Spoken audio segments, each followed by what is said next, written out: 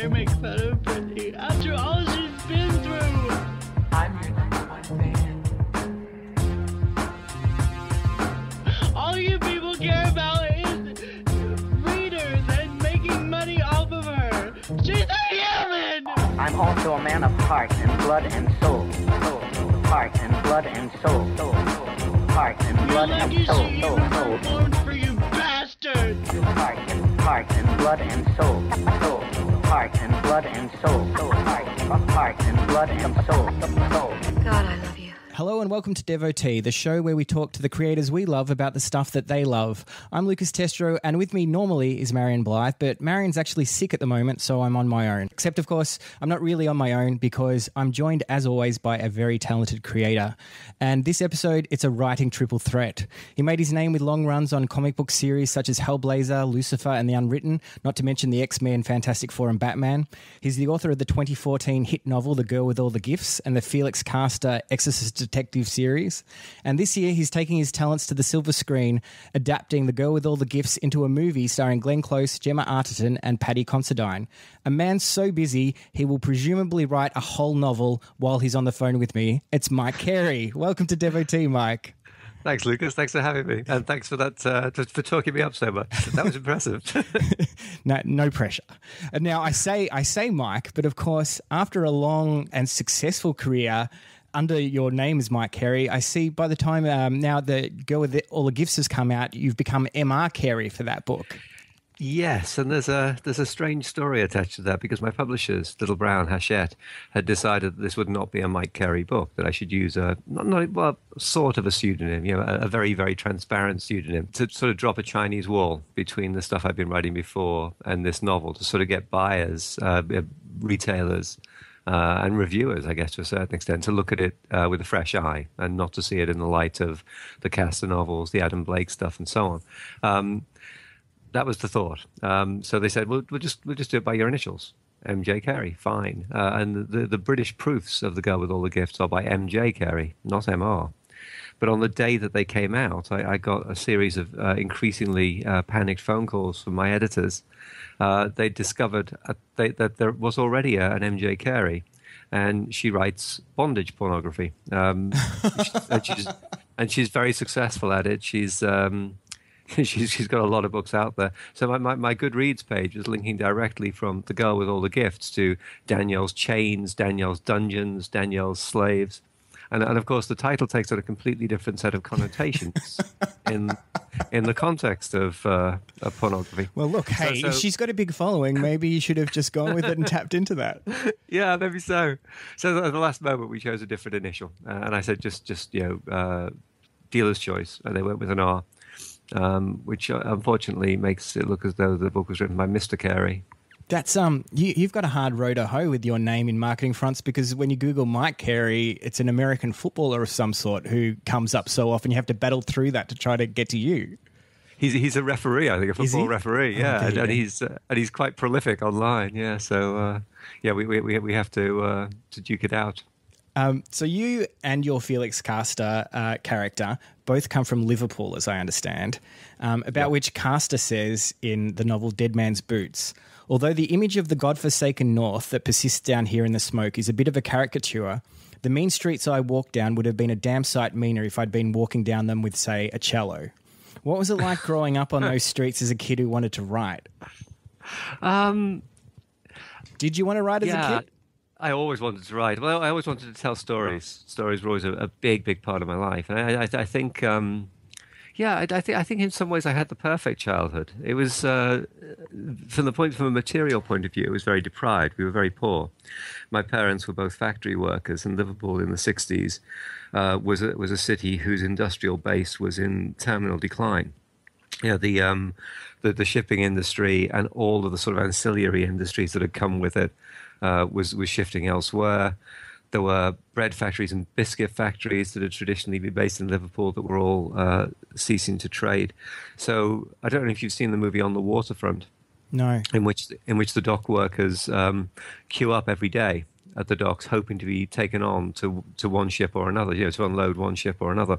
And it's just day work, and the next day you have to go somewhere else and do the same thing. My dad, and to a lesser extent my mum, were doing that all through my childhood.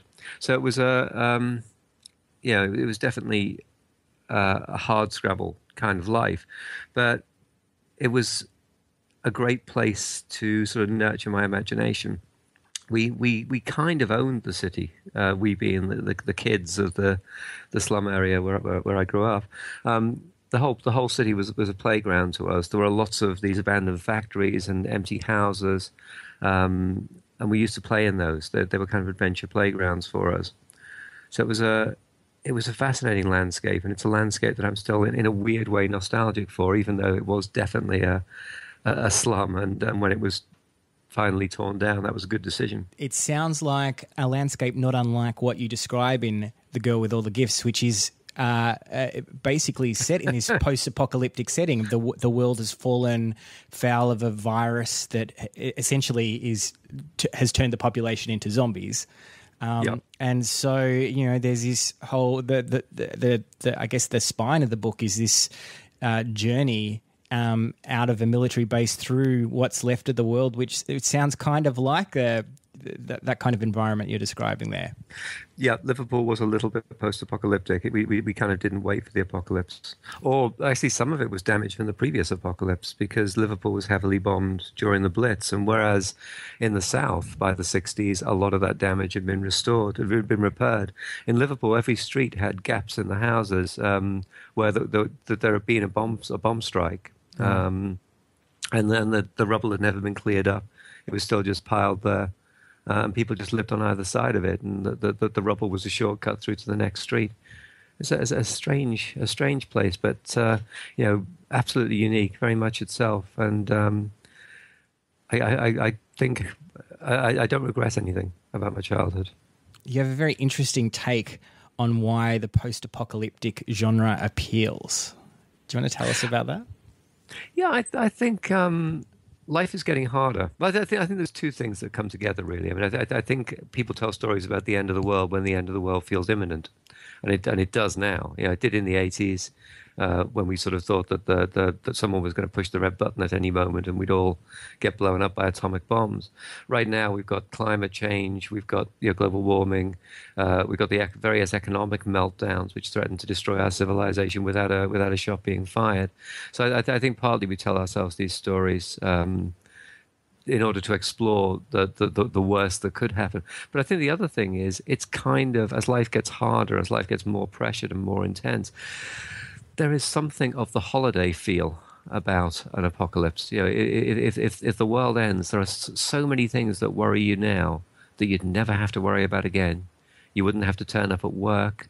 You wouldn't have to worry about paying the mortgage, where the next meal was coming. Actually, you'd still worry about where the next meal was coming from. But so many things that make life hard would be suspended forever. So that there's a sense in which it comes as a relief. The Girl with All the Gifts is it's a magnificent novel. It's manages to combine both the fantasy, the imaginative leap into this totally kind of alien world, yet our own world. But it's backed up with just beautiful character work. It's such an emotional read, and then on top of all that, it's kind of like this very finely tuned puzzle book in a way that it's hard to discuss it too much without spoiling the book. But suffice to say that the solution to the sort of puzzle that's plaguing the characters and the reader as you're going through suddenly becomes clear in the very last few pages. But we haven't been able to see it till then because, much like the characters, we're so deep in events that it stops us from stepping back and seeing the whole situation from other perspectives. Did that beautiful structure of inversions and echoes between the start and the end come early in the writing, or is that something you found along the way? It came early in the writing of the novel, but there was a kind of weird aspect to the whole process, which was that I'd written the story as a short story for an anthology first, and the climax of the short story is simply the base falling. And that the relationship that matters more than any other in that story is Melanie and Parks, Melanie's relationship with Parks. So it ends with maybe the man. Before we get too far into that, maybe I should just get you to give us a brief summary for those who haven't read it yet of what the book's about. Sure, I will use the Z word, so there'll be a small spoiler in it. But that's okay. I've already gone there. So yeah, it's set 20 years after a sort of fungal epidemic causes the downfall of human civilization. It's a real fungus, Ophiocordyceps unilateralis, but in the real world, in our world, it only infects insects. In the novel, it's jumped the various sort of species and genus and group barriers and so on. There is a variety of cordyceps that infects humans. It may not have got there by itself. It may have been genetically altered in a lab somewhere. We just don't know.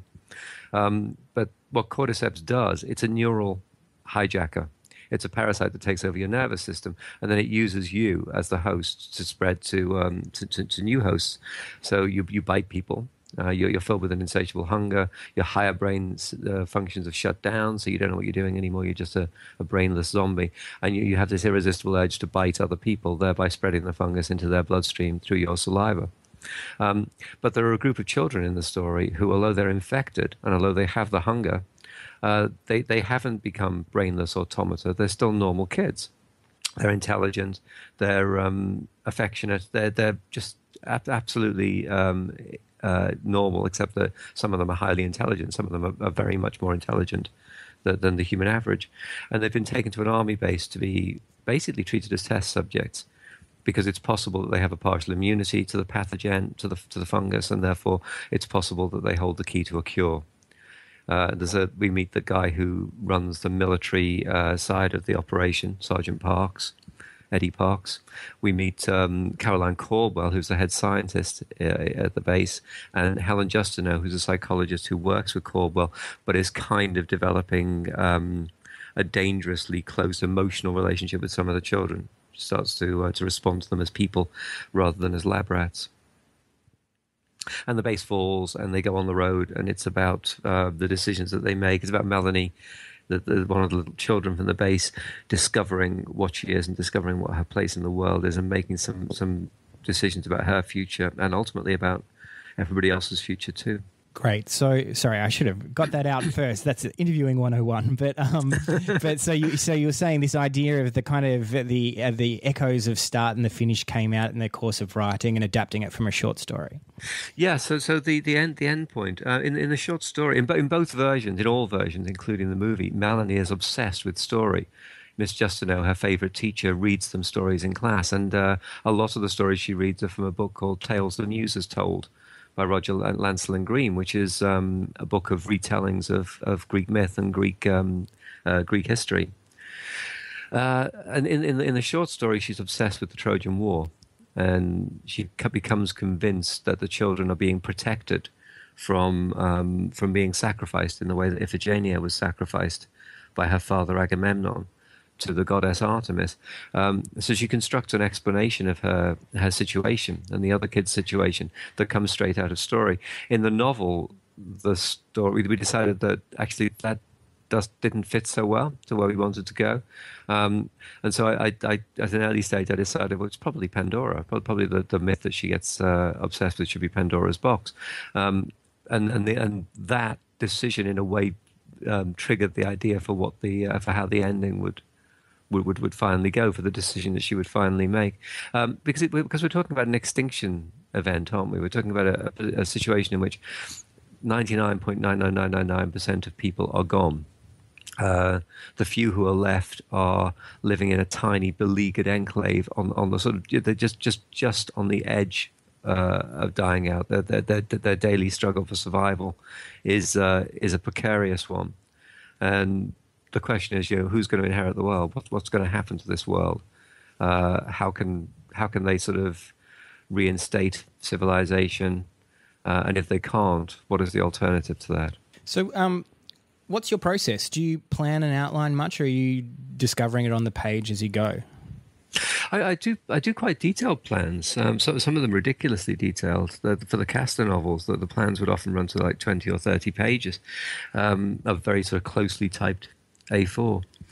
But what I find is the great thing about a plan is that once you've got it, you can ignore it. Having the plan there gives you a spine for the story, but inevitably, as you write, you find better solutions to narrative problems. You get great ideas that just come to you in the course of writing, and you can then sort of go off message and explore those ideas, and come back. The plan is still waiting for you when you need it. So I don't let the plan be a straitjacket for the story. I just use it as a kind of it gives me a rough through line.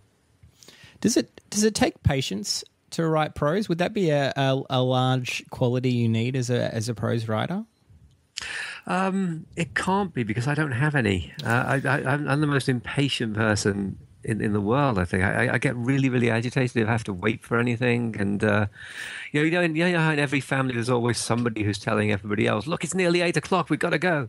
Well, that's me. That's me in our family. It's fascinating, because I was thinking about this while I was reading Dead Man's Boots, and there's a sequence in that of what's called the Felix Casted novels. It's a world where the dead have started to rise in various forms of ghosts and effectively werewolves, which are called Lugaroo there, and in our world as well. But Felix is an exorcist, but functionally it actually reads a lot like a detective story. Yeah. And so in Dead Man's Boots, there's a sequence with this Lugaroo forming from all of these individual animals and getting ready to attack Felix. And it's a very exciting set piece, but there's so much detail going into conveying it. And as I was reading it, I was just like thinking, that impatient side of you, like, how are you not just trying to like race to get to the bit, like get to the fight? Like, it seems to need a lot of patience to do that scene building and atmosphere building that you need for it to be so successful as a passage. I think what I do is when I'm writing, it feels like I'm running to jump onto a bus or a train that's already moving. I'm trying to get into the headspace of the story, and sometimes that takes a long time. But I'm not patient about it. I ricochet around until I get into the right place, and then I write like a maniac. There's an experiment that somebody did with bees and flies. If you put bees into an empty milk bottle or an empty beer bottle, and then you set the beer bottle up against a windowsill so that the closed end, the bottom, is to the light, and the open end, the neck of the bottle, is away from the light. The bees will die because they will instinctively go to the light. They'll think that's the way to go out, and they'll just keep batting themselves against the closed end of the bottle until they die. But if you put houseflies in the same bottle, they will all escape because they don't have that directionality. They just zigzag around in the space inside the bottle until they accidentally find the way out. I'm a fly, not a bee. I zigzag, I ricochet, and eventually, if I'm lucky, I get to the place where I want to be. So is that ricocheting happening away from the writing in your thoughts? Or are you saying you're jumping around where you are in the story from, writing from the start, writing a bit at the middle and then jumping to the start or wherever your fancy takes you? No, it's mostly in my thoughts. Right. Sometimes it is. Here's an example. The novel that I've got that's coming out in April, Fellside, which is a ghost story set in a prison. I initially wrote that from the point of view of a very, very minor character, that one of the prison nurses, Sylvia Stock, and I wrote a big chunk of the novel in that form. And then I thought, it doesn't work. That there is a payoff for this, but it comes too late. So I went back and changed the point of view. That's the kind of ricocheting I mean, really. Setting off in the wrong direction and seeing how it plays, and then when you realize nope, doesn't work, coming back and doing the same thing differently. Across a story, you'll have these sort of exciting tentpole kind of moments. Is it ever as hard to keep yourself as excited and intense when you have to write all the other kind of connective tissue to get you between those big moments? No, not really. I mean, I know what you mean. Yeah, there are definitely some moments that you're slavering to get to because you're thinking that's going to be insanely cool. But the world building brings such pleasures in itself. Some of the scenes that I enjoyed writing the most in Girl with All the Gifts were little quiet moments. Like there's a moment when they're walking into London and they see a double-decker bus, yep, which has crashed, and Melanie knows what it is because she's been taught about these things in the classroom by Miss Justineau and the other teachers. She's seen drawings. Gallagher, the young soldier who is 10 years older than Melanie, but has always lived in the sort of the post-crash world, the post-breakdown world, is gawping at this thing like it's a house on wheels. What the hell? And Melanie sort of explains to him what a bus is, and he defensively says, "Yeah, I knew that. I knew that all along." And I just liked those kind of little nuggets of discovery, about the world and about the characters in the world, characters' place in the world. Moving from that kind of mundaneness of the double-decker bus, Supernatural plays such a strong. It has such a strong place in your body of work across so much of your comics work, for instance, and Fellside you've mentioned is a ghost story coming out in the Felix Caster books. What's the appeal of Supernatural as a genre, do you think, to you personally? I'm going to be hard put to answer that. All I can tell you is that I've tried to write mainstream. I did a couple of very tentative thrillers, mainstream thrillers that had no supernatural elements in at all, and it felt like I was writing against the grain. They worked out okay, but it felt to me like there's something missing here. And I'm just really, really comfortable with the whole spectrum of genres that goes from sci-fi through fantasy and the various sort of subgenres of fantasy to horror, and I guess magical realism as well. That it's to me it's like writing in 3 dimensions. And when I write non supernatural fiction, it feels like I'm writing on the flat, writing 2D. I guess it maybe arises from that childhood in Liverpool where it was in some ways wonderful and in some ways very grim. And there were times when you just needed to escape, and so possibly I was initially drawn to fantasy and sci-fi and horror as escapist literature. Obviously they're far more than that, and people who dismiss them as escapist literature, I think are missing missing the whole point. But I think that might have been part of the initial appeal for me. Certainly when I come to write stories, I'm always drawn towards stories that strike off at right angles to reality in one way or another. One story you wrote that was not in the supernatural genre was the comic graphic novel or novella, maybe, Confessions of a Blabbermouth, which you co-wrote with your daughter. Yeah. So how did that come about, and how do you find the co-writing experience generally, let alone when it's with your daughter? Can I answer the second part of the question first? Sure. I think co-writing. It can be wonderful, and it can be an absolute nightmare. It depends entirely on who you're collaborating with, and it depends entirely on the rules that you make up. The way you handle the process. Co-writing with Lou and co-writing with my wife Linda, that has been amazing. It's brought me on so much creatively. I think Girl with All the Gifts I don't think would have happened if I hadn't collaborated with Lynn and Lou a few times before. How did Blabbermouth happen? Shelley Bond, my editor at DC, was starting up a new line of books, Minx, which was specifically designed to try to capture the same audience that reads manga. A lot of American girls at that time, teenage girls, were devouring manga. Long manga series like Fruits Basket and so on.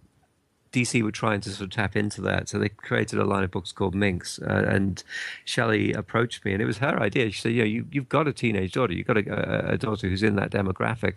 Why don't you consult her? And then you could even maybe collaborate with her. And I laughed my head off. And then I turned around to Lou and said, would you like to try that? And she said, yeah, why not? She was doing some writing of her own at the time. So how old was she at that point? She would have been about 15, I think. Right. And we decided if we were going to do it, we might as well do it properly. So we might as well tell a story where there were 2 point of view characters, and one of them was a middle-aged man and the other one was a teenage girl. So you have the relationship between Jed and God, I can't. What's the protagonist called? I can't remember. I can't. Tasha. It's Tasha, isn't it? the relationship of this very, very sparky, very in your face, confident, even slightly arrogant teenage girl with this fuddy-duddy man who's wants to be her stepfather, has a relationship with her mum, and moves into her life and tries to control her. And the way that plays out, the sort of antagonism between them, the battle between them, in which Jed's biological daughter, Chloe, is sort of a innocent bystander for some of the time. We worked that up between the two of us. We pitched it to Shelley. She commissioned it, and we were very, very lucky in that we were able to get Aaron Alexovich to do the art. The art on that book is absolutely gorgeous. It's so full of life. It's explosive energy. So it was fun. It was great fun. But collaboration isn't always fun, and collaboration always takes much longer than doing it yourself, because to do it right, you have to communicate. You have to spend a lot of time talking. Speaking of collaboration, we should move on to your pick, but it would be remiss of me to do that before we talk about the movie of The Girl with All the Gifts, which is coming out later this year. It must be phenomenally exciting, or maybe a whole bunch of emotions. I'm not sure. What can you tell me about that? The process was just joyous. It was one of the most rewarding and fulfilling things I've ever done. It arose at the same time as the novel. I was pitching the novel and I was pitching the idea for the movie at the same time, and got 2 yeses at the same time. So I was actually writing drafts of the screenplay and writing the novel side by side. So although the movie is technically an adaptation of the novel, you could almost equally say the novel is an adaptation of the movie. Both of them were based on the short story, which was the pre-existing property. The director, Colin McCarthy, is one of the best directors in the UK at the moment. He's done Sherlock, Ripper Street, Inspector Morse, Endeavour, Doctor Who, and this was kind of his break into movies. Although he'd previously done a very, very cool werewolf movie called Outcast. The casting was amazing. We got Glenn Close to play Caroline Corwell, Gemma Arterton to be Justino, Paddy Considine to be Parks, and the girl who plays Melanie, Senia Nanawa. It's her big screen debut, and she is just astonishing, incredibly confident, incredibly convincing. She inhabits the role completely, because obviously, in the course of the story, but when we first meet Melanie, she is both very, very sweet and engaging and very powerless. She depends completely on the adults around her, but the story sees that those relationships completely overturn, so that she becomes more confident, she becomes more free, she has more of the decision making, and in the end, she's making some very tough decisions, and we have to see another side of her, a tougher, harder, even more ruthless side. But you need to believe in both those aspects of her, the gentleness and the toughness, and Senya is perfect at both. So watching the movie happen was amazing. I was in it. I get a cameo as one of the Hungries. Right. When the base falls, about 25 minutes in, I'm one of the Hungries that's pushing the fence down and eating the soldiers and generally causing havoc. So now you've written comics, prose fiction, and feature films. If you had to choose one thing that each of those forms do better than the others, what would it be? I'm going to give. I think this is some of this is the obvious answer, but it's still true. I mean, I think novels are amazing at giving you the interiority of characters, the interior life of characters. So novels allow you to inhabit the mind of a character in a way that's compelling and immersive. What movies do, by contrast, is to create a world which you can inhabit, and they sort of vividly realize a space and take you into it. And those processes are complementary, and obviously any really good story will do both of those things. But I think the balance is more toward the world in movies and more toward the characters in the novel. I think what comics do, it's always struck me as weird the way in a comic time becomes space. Each panel is a moment or a short chunk of time, which is visibly present in front of you, but it's not present by itself. You see a movie frame by frame, but you see a comic page by page, which means that every moment is seen in the context of its past and its future. It's like I think Scott McCloud says in his book Understanding Comics that in a sense the magic of comic storytelling happens in the gutter between the panels. Between the panels, yeah. But I think that's very true. The closure that you're required to make, that your imagination has to engage and make those connections. But I think also you're constantly following this thread, and you're constantly aware that it is a thread from moment to moment. It's why when I write comics, I don't tend to use splash pages very much. You know, an entire page or an entire spread that's just one image, because at that point the thread snaps. Yeah, and you are just stuck in a moment. I would usually cheat. If I had a splash page, I'd put a little inset panel up top left or bottom right to catch you again and carry you on. So I think what comics do is they radically change the angle from which you're viewing the story. You experience it in a way that is in some ways alien to the way you experience reality, but it makes you aware of cause and effect, and it makes you aware of whatever themes, whatever ideas, whatever actions are playing through. It makes you aware of them happening in front of you in stages. So I think it's like you know, J.G. Ballard in the 60s wrote a story called Freeze Frames from an Explosion or something like that. It wasn't called that, but it was something like that. And I think comics, you know, they show you all of the many incremental stages that make up a story. I don't know if that makes any sense at all. No, it absolutely does. Okay, as you could probably tell, I could sit here and talk to you about your work all day, and we haven't even really talked about the Felix Castor books, which are my absolute favourite of your work. But of course, we're not here to talk about that. Instead, we're here to chat about another creator or work that you're a big fan of. So who or what have you chosen for us today, Mike? I've chosen Roger Zelazny, the science fiction and fantasy works of Roger Zelazny, who was an American writer of the 60s all the way through to the 80s, 90s. And why is Zelazny so close to your heart? What sets him apart from other writers for you? I think he has that quality which all great creators in any medium have, that he constantly reinvented himself, that everything he did was different from everything else that he did. You would pick up a book and love it, and then a year later you'd pick up his next book and it wouldn't have a single thing in common with the previous book, and you'd love that too. So he's like the Beatles or David Bowie in music. He's like Shakespeare in drama, that he never stood still.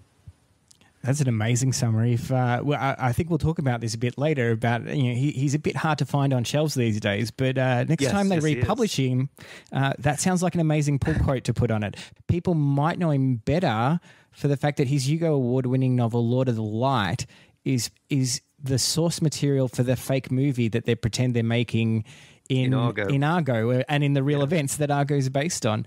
How did you first come across Zelazny?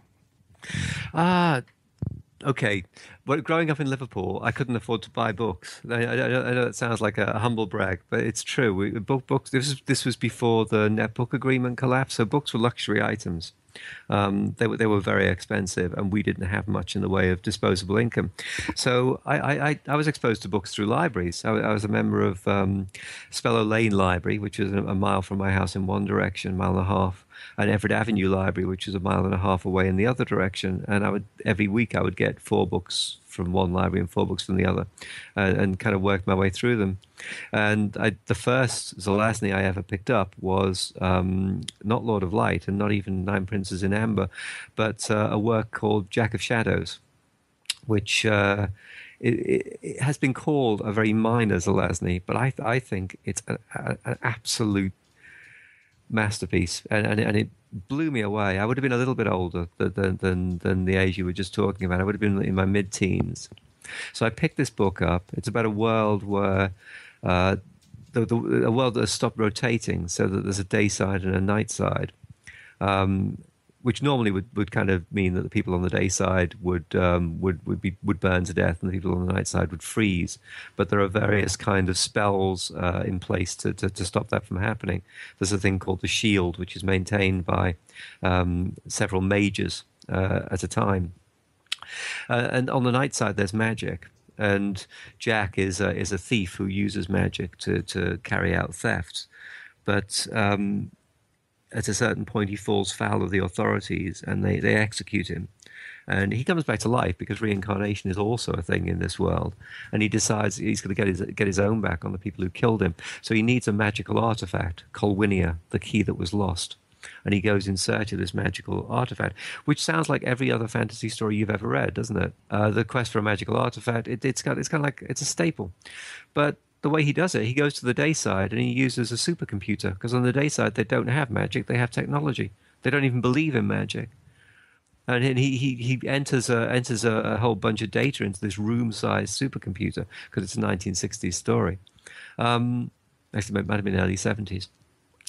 And he basically turns the magic key into an algorithm and takes away the data and becomes all-powerful because he's sort of used the technology. And there's a lot of really, really clever stuff in the novel about the way in which we shape the world, whether we're rationalists or mystics, whether we believe in faith or in science, the way that we make the world conform to our beliefs, the way we actually design the world that we choose to live in.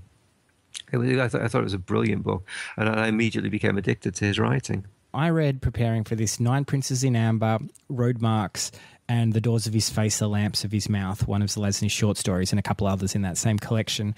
And what struck me was there are definitely some common preoccupations, very strong ones that pop up. But even as you're describing there, that kind of slamming of worlds, like 9 Princes of Amber is this very modern 70s guy, but driving through a fantasy world, like out of 70s America into like a fantasy world. And in turn, there's sort of like these chain of things. If you jump from that to Road Marks, which is like this very weird, abstract version of a road story, and all about driving highways. But sort of as you were mentioning before about Zelazny continually reinventing himself, what struck me is his voice seems almost completely different in each of those stories that I read. Yeah, that's true.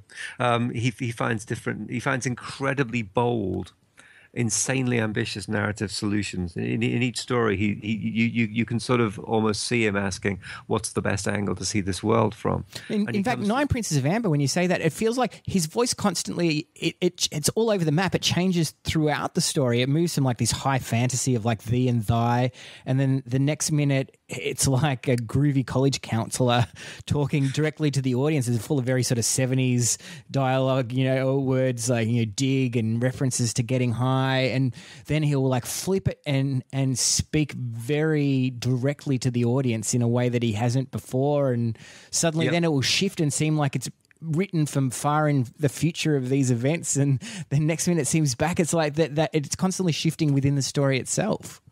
Well, I think that's one of the amazing things, that when Corwin is in the real world, as when he wakes up at the start in the sanatorium, he kind of has a real world persona, and he puts it on like a jacket. I think that opening for the first few chapters play out like a Raymond Chandler novel. Yeah. There are so many beats that they're like Sam Spade or Philip Marlowe. The bluffing to get information out of people. They're looking for clues to put together. What's happened to him recently, and then as he steps out, as you say, as he drives away into the leaving the real world behind him into the fantasy realms, he starts to talk differently and tell the story differently, and there's a completely different register. I think one of the things I love about the Amber books is that they do something which I always admire, which is they have a beautifully simple, clear set of concepts at the heart of them. And then once you've bought the concepts, they continually reinvent. They continually do things that you didn't expect with the concept. So, for example, the princes and princesses of Amber can talk to each other through the trump cards. there is a deck of trumps which the mage, the great sorcerer Oberon, sorcerer stroke engineer Oberon has devised, and all of the major arcana, all of the trumps in this card deck are the princes and princesses. So there's one for Corwin, there's one for his brother Random, one for his brother Blade, and so on. And if you pick up the card and look at it, you can actually talk to your brothers and sisters. And you can also, if they allow you to, step through the card. You can be where they are. You can teleport instantly from where you are to where they are. And that's all in the first book. And then the second book does something completely different with the trumps, and the third book does something completely different again. And he continually springs surprises based on what you've already bought into, based on what you already know about how the world works. What's your approach to constructing a magical world like that? I mean, on its surface, theoretically, you say this is a world where there's magic as your starting point. So on its surface, theoretically, anything could be possible. How important is it to have rules for how magic works and what kind of creatures live there and technology and all that sort of stuff? And how do you set about starting to nail those down? Because it's such a potentially almost limitless job to, like, where do you end the universe when you're thinking about the rules of a universe? That's a good question, and I totally agree. If you don't have rules, then you just spin off into chaos, and that is really dull. I think there's an important distinction to be made here between fantasy and horror, because in fantasy, if you're creating a magical system, I think you've kind of got to put your cards on the table. You've got to be clear about how the magic works and what the cost of the magic is. One of the things I love about Ursula Le Guin's Earthsea novels is the idea of the rule of names, the idea that magic is just another language. Yeah. If you find out the true name for a thing, you can compel it and constrain it magically. And then again, once she's created that, she does brilliant and unpredictable things with it, both in the novels and in the short stories. But I think in magic, you've kind of got to go a different route. The rules have still got to be there. There's still got to be an underlying logic to what's happening, but you kind of never say what it is. I think if you start spelling out the rules, then you lose a lot of the power and a lot of the narrative impetus, unless, of course, you're deliberately taking your audience down a blind alley. I mean, I adore The Ring, both in its original Japanese form and in the American remake. And one of the things that I really love about The Ring is that you have that moment when the heroine is absolutely convinced that she knows what's going on. And that she can apply the rules and she can stop the vengeful ghost from Sadako from preying on her, and she's absolutely wrong. She's completely misunderstood. So there is this glorious bait and switch where you think, oh, okay, so it was that, and it's not. It's something else again. So I think, it's explicit versus implicit, but the rules, the framework has still got to be there. And are you then thinking, because presumably there might be a whole bunch of things about your knowledge as the author of how this world works that you may never make it into the final product. You know it, but the audience doesn't need to know it. How much emphasis do you put on like trying to nail that stuff down beforehand, or is it I'll address it if it comes up? As I'm writing? I think. You tend to, you're absolutely right. The novel is the tip of an iceberg, isn't it? The text that the reader gets it needs to be it's consistent and complete in itself, but it is actually the tip of an iceberg. There's all this unrealized stuff that you've scribbled down somewhere in your notes or that you've got in your head. You need to know it, but on the other hand, it's like the magic key of procrastination for a writer. The amount of time you could waste, like justifying yourself that this is very important, thinking about stuff that maybe you should be writing. I don't know what the balance is.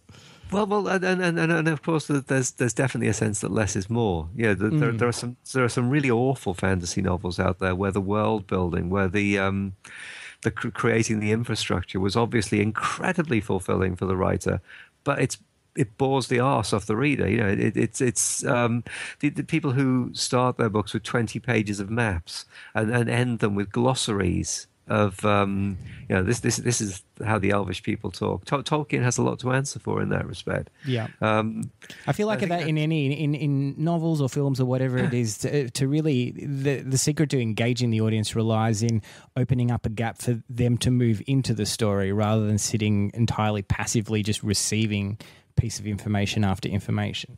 Absolutely, yeah, and I would point to China Mieville as someone who does that absolutely brilliantly. The world of Baslag in the novels, Perdido Street Station, and its two sequels, The Scar and Iron Council, is incredibly vividly realized.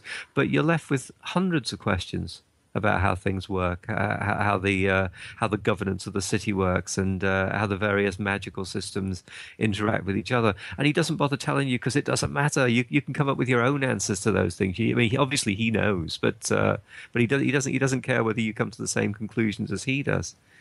He gives you the world. He lets you live in the world. And at a certain point, as you say, you have to close the circle for yourself.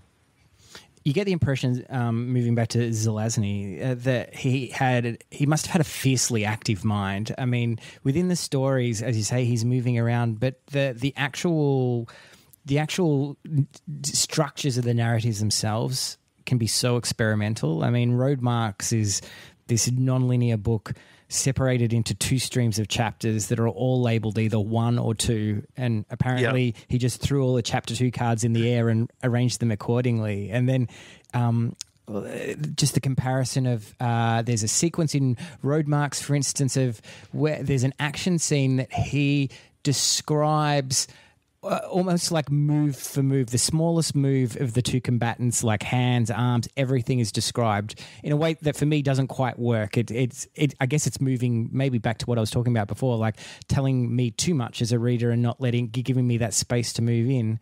And then you contrast it to something like The Doors of His Face that is so sort of minimalist in its prose, and there's this almost sort of experimental acceleration of shorthanded description when he gets to action sequences in that. It's like just bouncing over key moments as he goes.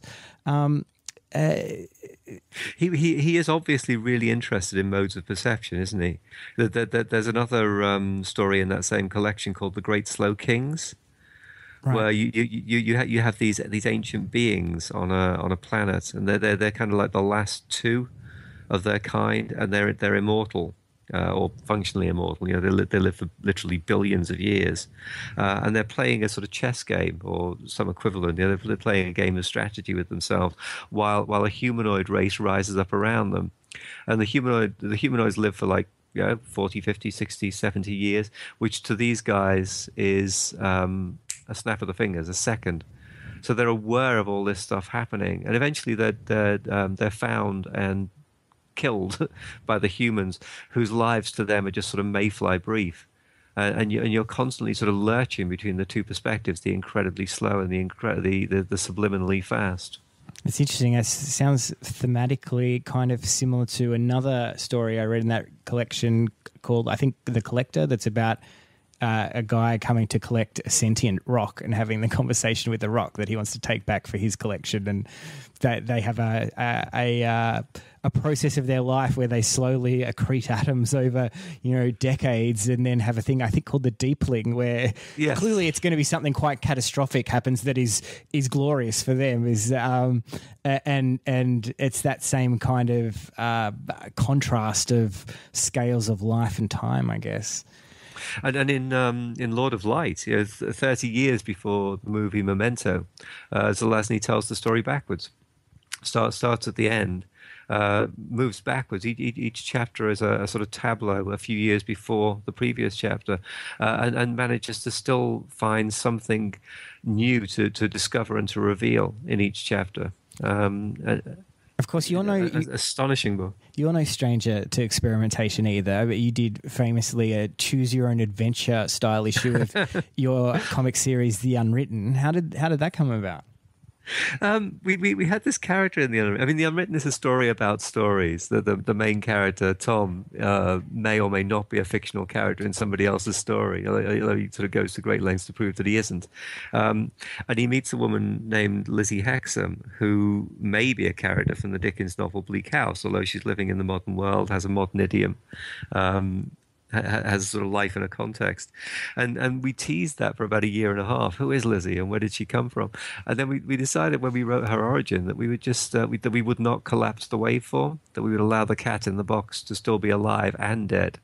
So we tell her origin in such a way that she can still be either a real person or a fictional character, and the reader chooses a path through the story depending on these sort of yes/no decisions that they make at certain points. And then the idea was that they could go back and read the other half, read the other routes through the story as well.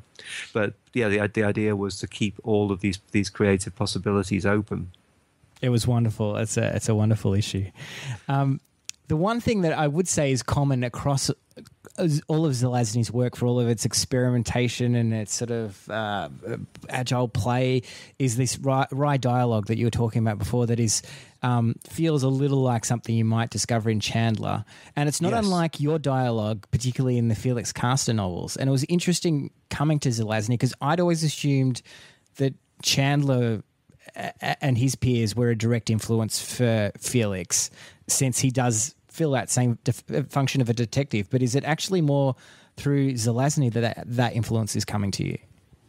I confess, I discovered Chandler through Zelazny. I'd never read any Chandler before I read the Amber books, and somebody must have said to me. I was in various science fiction clubs at various times. I was in the British Fantasy Society. Somebody must have said, "Oh, he's channeling Raymond Chandler there." That's like Red Harvest. And so I went and I read a lot of the Chandler novels, and I thought, this is an amazingly supple and versatile style. It's deceptively simple, but it really works.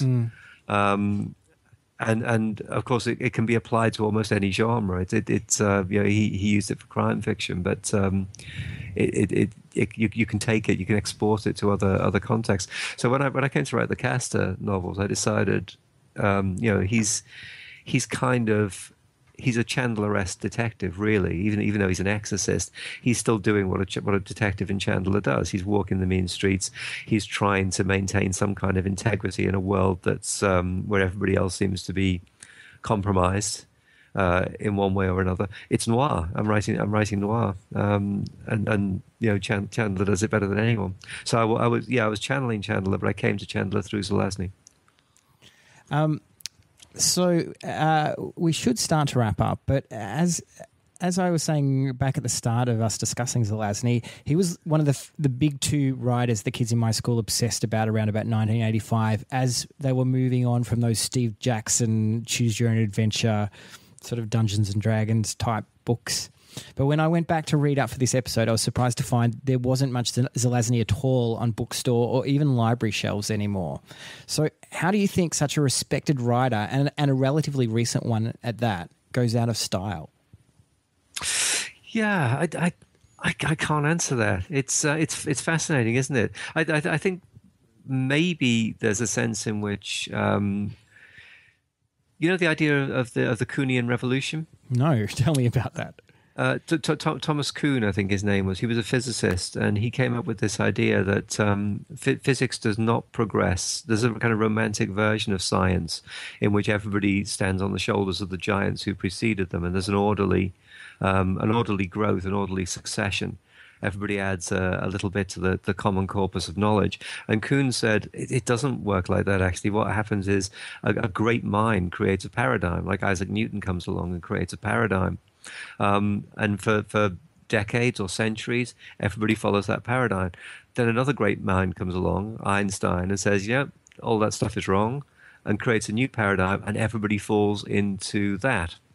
And I think I don't know enough about science to know if that's correct, but it's definitely correct about story.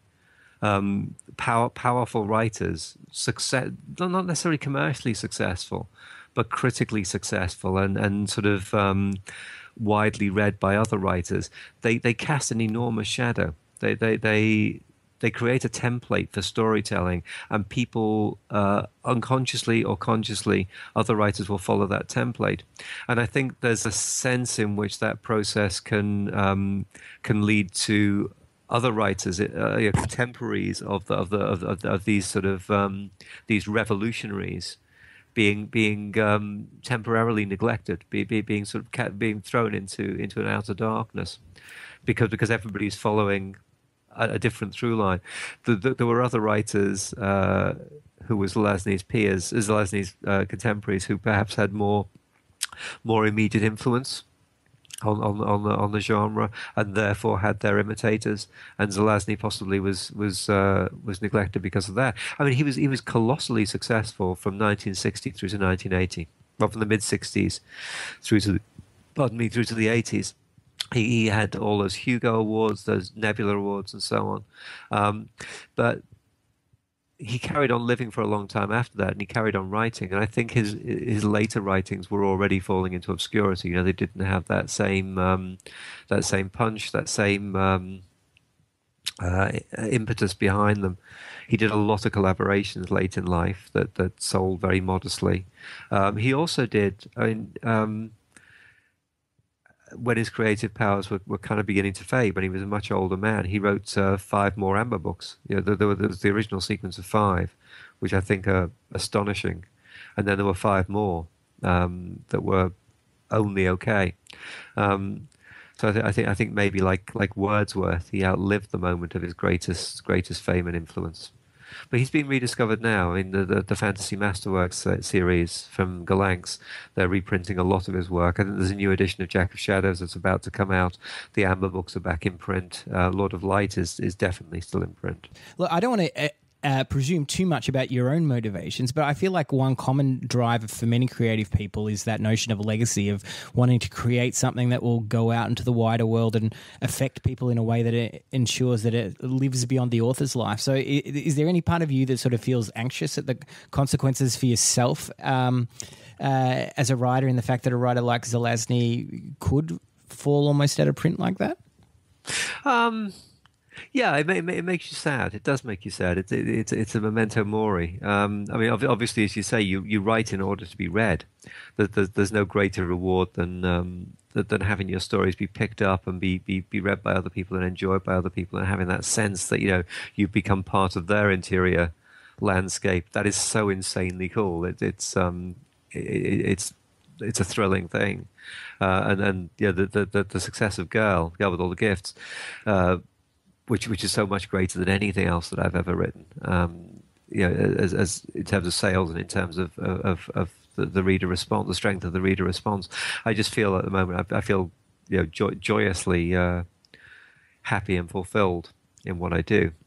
I wake up smug every morning, but yeah, you have to accept that you're of your time, and things change. Things change very, very quickly these days, and most of the things that are being read and enjoyed now will be forgotten in a generation's time, or if not forgotten, they'll become things that a few people seek out and still love, but most people will be more concerned about the next big thing and the big thing after that. It's just the way it goes. I did a literature degree, and I spent a lot of the time reading old texts that now most general readers can't read because they don't have the cultural context, and it's too laborious to find it, to develop the skills that are necessary. You can't pick Paradise Lost stuff off the shelf and just read it for kicks. It's tough going. Chaucer is tough going. There are still rewards to be had, but most people won't go there. It's sad, but that's the way it works. Okay, so do your little bit here for the Zelazny comeback. I guess you've already done it by picking it, but one step more, and pick for us one Zelazny that people out there listening should try to dip their toe in. Go track down at a secondhand bookstore or whatever. Where should they start? Lord of Light, definitely. It won both the Hugo and the Nebula when it first came out in '66. It is astonishingly inventive. It's got vivid, indelible characters. It's surprising. Every chapter brings something new, and the ending will make you cry if you're a human being. Wow. Okay, so finally, as you said at the start of this episode, your next novel, Fellside, is out in April. I see it's also being billed, I don't know whether this is officially or a tagline, as The Girl with All the Guilt. What can you tell me about it? I've not heard that phrase before. It's okay. So it's got nothing in common with The Girl with All the Gifts, really, except that it has a relationship, a very, very intense relationship between a woman and a child at the heart of it. But Alex is not Jess. Sorry, Alex is not Melanie. So it's a ghost story, and it's a very dark story. It's about a woman who accidentally kills a child. She's a drug addict. She's in an abusive relationship. She's kind of desperate, and one night hires a kite on heroin. She burns a flat down. And she's trying to do it to kill her abusive boyfriend because she can't think of any other way to get away from him. But the boyfriend gets away clean, and the little boy who lives in the apartment upstairs dies in the blaze. So Jess goes to jail. The protagonist's name is Jess Molson. She goes to jail, but she kind of judges herself more harshly than that. She can't live with what she's done, and she tries to kill herself by hunger strike, which is the only way you can kill yourself in a prison without any interference, without the authorities being able to intervene. But as she's getting weaker, as she's getting closer and closer to death, she starts to see the ghost of the child. And the ghost says, it's not going to be that easy for you. You can't die yet, actually. There's some stuff you need to do before you die. So she recovers, and she's in jail. Her freedom of movement is very, very little, but there's a plan for her, or at least she believes there is a plan for her. She believes there's something the ghost requires her to do, and what she needs to do is to figure out what that is. She's been maybe given a chance to earn a little redemption.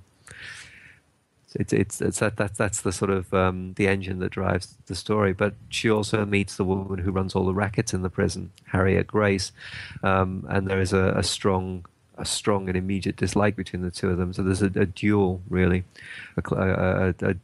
ultimately a duel for survival between these two women, with the ghosts kind of in between them. Sounds great. And do we have any hope for a return to Felix Castor at some point in the near future? I've promised many, many times. I've promised to write book 6. I actually had book 6 planned and commissioned at one point, but then my publishers wanted me to write something else first, and it kind of fell off the docket, and it never happened. But I know what the 6th book has to be, and it's kind of already there in my head, and I'm determined to write it soon, I hope. Great. Well, I'm going to hold you to that. Thank you so much for joining us, Mike. It's been a fantastic chat. I've really enjoyed it.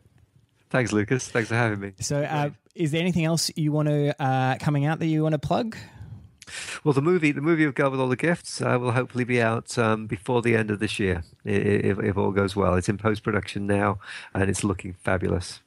Excellent. And where can people wanting to follow your work find you online? I now have an author page on Facebook as Mr. Carey. I'm also on Facebook as Mike Carey, which is my usual sort of just yattering on page. But there's an author page now where news of new stories will appear, and where I'll sort of pop up to plug my stuff. Excellent. And you can find us on Facebook and Twitter at Devotee Podcast, or email us at devoteepodcast@gmail.com. That's it for another episode, but Devotee and Marion will return next month when another of our favourite creators will drop by to nominate their favourite thing, and we'll do it all over again. Till then, goodbye. Goodbye, guys. Thanks for having me.